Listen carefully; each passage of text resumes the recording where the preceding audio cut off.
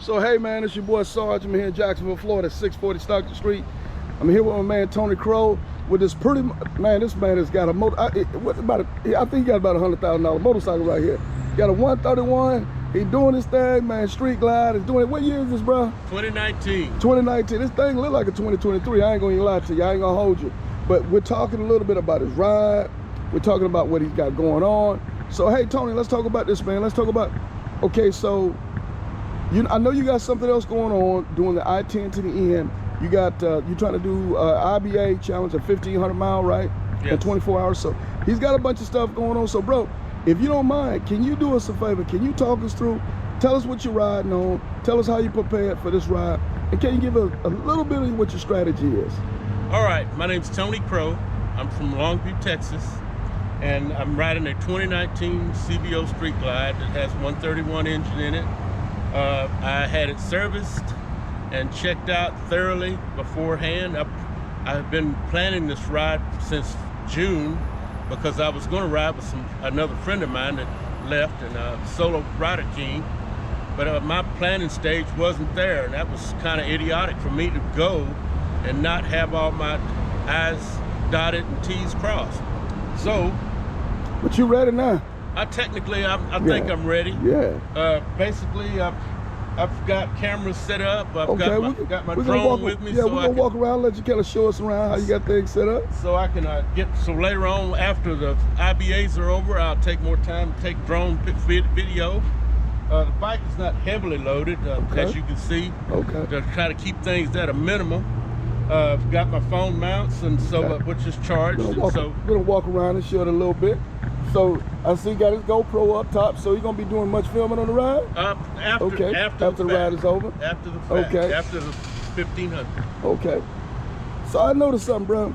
Is that a CVO seat? Oh yeah, no kidding. It is the CVO stock seat. Okay. And if you don't mind, can I take the helmet? Can we take the helmet off? I want to testify. So it's gonna be comfortable for this long yonder ride? Yes. Okay. This is the best seat for a stock seat I've ever owned on any motorcycle. Okay. And I put 15,000 miles on it last summer. There it is. Not one sore butt at all. There it is. That's what's up. So I think he's got that. He's got the Harley Davidson suitcase bag on the back.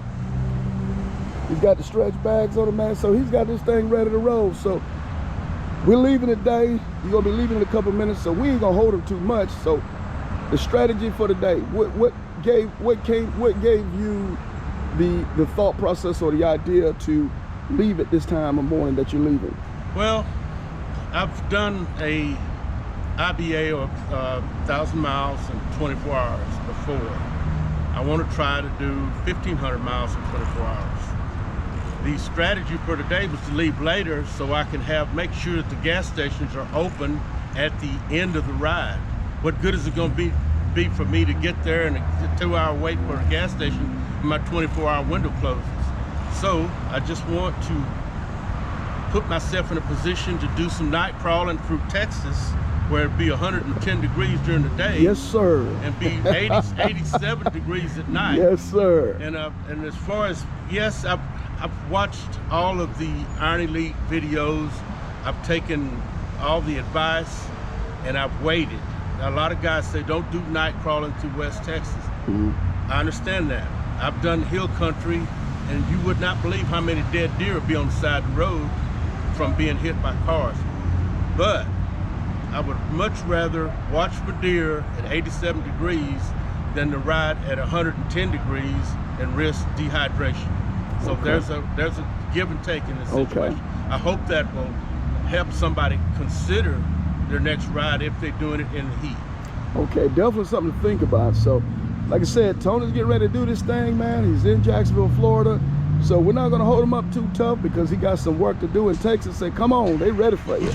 So, hey, bro, so anything that you want to leave us with today before we end this video and let you get on this road? Well, I just want to say that I've heard guys talk about if anything happens to them, they want to be identified. They don't want to have their identification in their bags or in their pocket. I wear my identification on my wrist. That's what's up. I like that. That's got my wife's phone number, my daughter's phone number, and emergency identification. There you go. So I just want to share that with you, because like this is, you said it's learning, for sure. teaching. Yes, sir. So also I ask you for your prayers and your well wishes, and I just hope to God that I can do what I've got planned and get to that end of the I-10. That's what's up. So hey man, this what I'm gonna need everybody to do, because obviously we're gonna chronicle Tony's ride on the Earn Elite page. We ask that you guys go on the page, man, check him out, pray for him, shoot him some support, cheer him on. And oh, by the way, man, I know he got a $100,000 motorcycle, but man, a little cash up every once in a while. I never heard a brother on a tank of gas, so send him that love, man. So we'll be posting his cash app on the page. So go on out, shoot him out a little bit of, you know, a little bit of help, a little bit of love or whatever, because he's going to be teaching us how to get across this country, man, safely, proficiently, and to do it right. So, hey, man, with that being said, Tony, we finna check out, man, and we're going to keep it motorcycling. You dig? Peace.